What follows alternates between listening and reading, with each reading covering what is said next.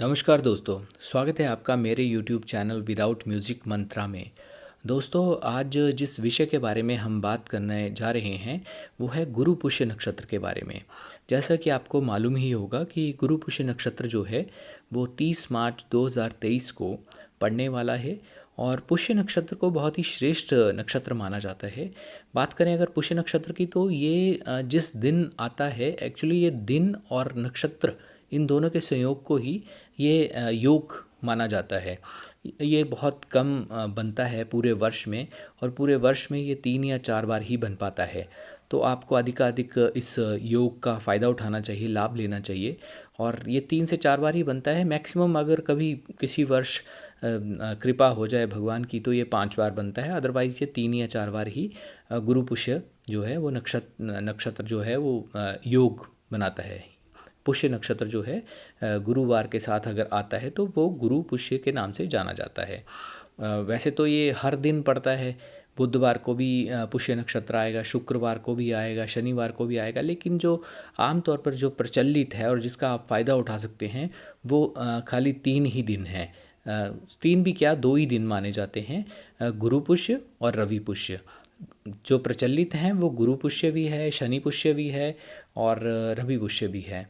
बुधवार को अगर पुष्य नक्षत्र आता है या शुक्रवार को अगर पुष्य नक्षत्र आता है तो बहुत ही ये विध्वंसकारी माने जाते हैं, यानी कि ये श्रेष्ठ नहीं माने जाते। और आपको बताना चाहूँगा कि पुष्य नक्षत्र जो है वो 27 नक्षत्रों में से 8वां नक्षत्र है और बहुत ही शुभ नक्षत्र माना जाता है। इस दिन जो है आपको क्या करना चाहिए, क्या नहीं करना चाहिए, क्या खरीदना चाहिए, कैसे आप इस नक्षत्र के ये जो इतना शुभ योग होता है उसका आपको कैसे मतलब फ़ायदा लेना चाहिए, वही मैं इस वीडियो में आपको बताऊंगा। तो गुरु पुष्य का जो नक्षत्र आपको 30 मार्च 2023 को ये पड़ेगा तो उसका आप फ़ायदा उठा सकते हैं, लेकिन ये रात को आएगा। रात 10:59 लगभग 11 बजे से लेकर सुबह 6:15 तक ये रहने वाला है। तो इसका आप अधिकाधिक फ़ायदा उठा सकते हैं। हालांकि इसमें आप ख़रीदारी तो नहीं कर पाएंगे, लेकिन जो खरीदने के लिए मान्यता अनुसार बताया गया है वो ये है कि आप यदि इस नक्षत्र में सोना खरीद सकें तो बहुत अच्छी बात है। गोल्ड खरीदना बहुत अच्छी बात होता है। और चांदी खरीदें, सोना खरीदें, या कोई आप अपना वाहन खरीदना चाहते हैं, नई गाड़ी लेना चाहते हैं तो आप इस नक्षत्र में बिना किसी झिझक के ले सकते हैं। इलेक्ट्रॉनिक डिवाइसेस हो गए, टीवी, फ्रिज या कोई भी ऐसा इलेक्ट्रॉनिक इक्विपमेंट्स जो होते हैं आप ले सकते हैं। कोई भी ऐसी डिवाइस, मशीनरी होगी, और अपने सामर्थ्य अनुसार जो है आप खर्च कर सकते हैं। बर्तन, कपड़े, या फिर आप कहीं परचेज़ करना चाहते हैं अपनी प्रॉपर्टी तो शॉप या कमर्शियल या रेजिडेंशियल जैसी भी प्रॉपर्टी आप ले सकते हैं। उसके लिए बहुत ही शुभ माना जाता है।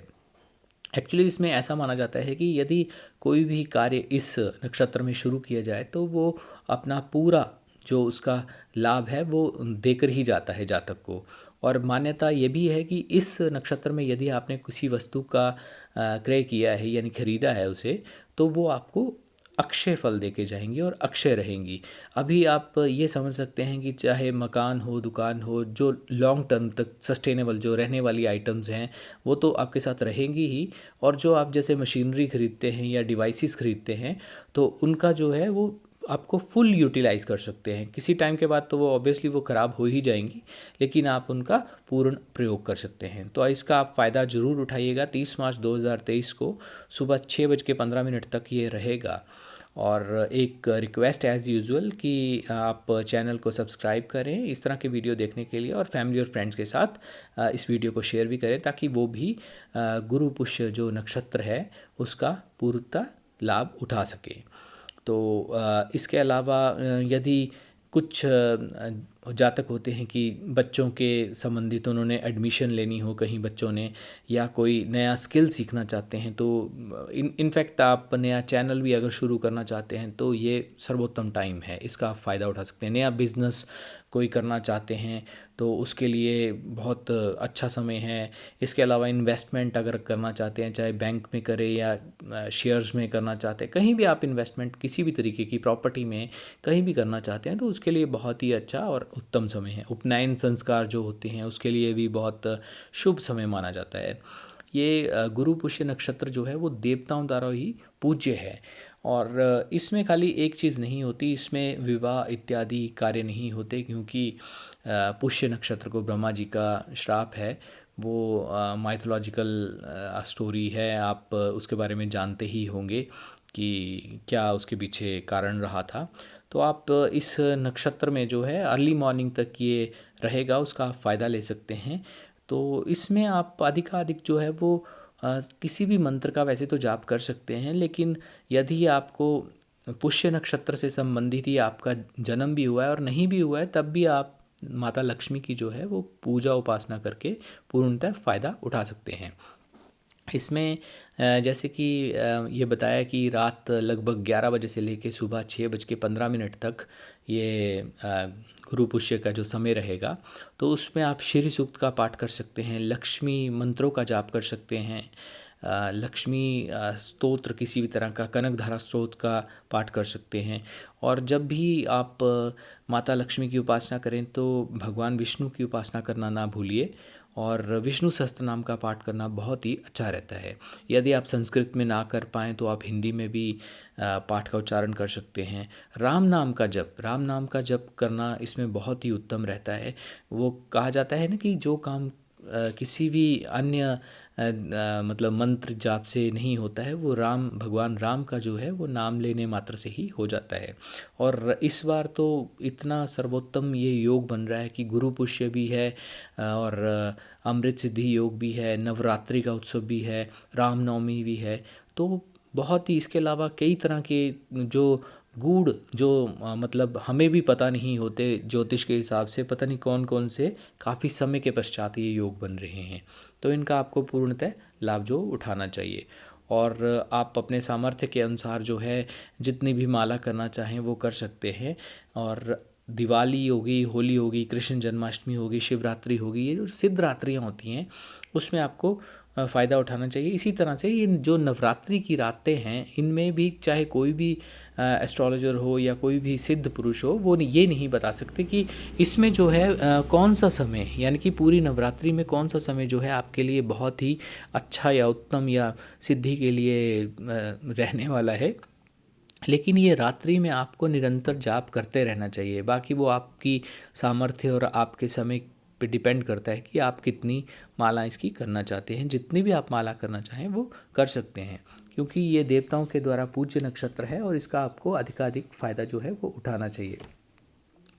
ये जो 3 से 4 बार मैंने जैसे बताया कि पूरे साल में 3 या 4 बार ही ये ऐसा मौका आता है कि गुरु पुष्य का संयोग बन रहा हो।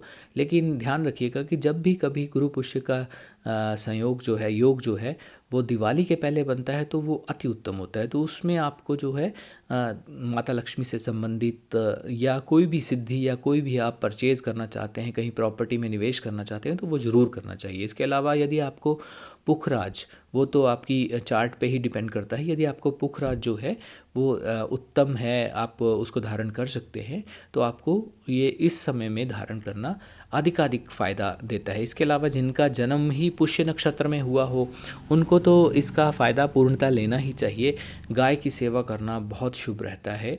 और यदि आपका पुष्य नक्षत्र में ही जन्म हुआ है, तब तो आपको जो इस नक्षत्र की देवी हैं, देवी आदिति, आप नेट से फ़ोटो निकाल सकते हैं और उनकी पूजा उपासना ज़रूर करनी चाहिए। इसके अलावा आपको पीले वस्त्र धारण ज़रूर करने चाहिए, क्योंकि ये जब भी माह में ये आता है पुष्य नक्षत्र, तो उसमें आपको पीले नारंगी वस्त्रों को धारण अवश्य करना चाहिए। और जो भी आप रात्रि को पूजा करेंगे, 30 मार्च की रात को जब ये नक्षत्र पड़ेगा, उसमें जैसे आप पूजा पाठ करते हैं तो अगले दिन स्नान करके मंदिर अवश्य जाइएगा, क्योंकि मंदिर जाके जब आप समर्पण करते हैं, लक्ष्मी नारायण का मंदिर हो तो बहुत ही अच्छा है। वहाँ पे आप समर्पण से कि मैंने आपके निमित्त ये पूजा पाठ किया है, आप इसे स्वीकार कीजिए। आपको खुद पता चल जाएगा कि ये जो आपने पूजा की है या इस नक्षत्र ने आपको कितना कुछ दिया है, क्योंकि ये तो जब तक आप करेंगे नहीं तब तक आपको मालूम नहीं, पता नहीं चलेगा कि ये कितना शुभ और कितनी जल्दी ये जो नक्षत्र है फल देने वाला है। तो आई होप कि आपको आज का वीडियो अच्छा लगा होगा, और आप इस वीडियो को अपने फैमिली और फ्रेंड्स के साथ शेयर कीजिएगा ताकि वो भी इस गुरु पुष्य नक्षत्र की जो रात्रि है उसमें अधिकाधिक लाभ उठा सके। और एक रिक्वेस्ट एज़ यूजुअल कि आप गर्मियाँ आ गई हैं, पक्षियों के लिए दाना पानी की व्यवस्था कीजिएगा। और जो श्वान हैं, मूक हैं, गाय हो गई या श्वान हैं, उनके लिए आप दया भाव रखिए, उन्हें खाना पानी देते रहिएगा। तो आज के वीडियो में बस इतना ही। आई होप कि आपको ये वीडियो अच्छा लगा होगा। धन्यवाद।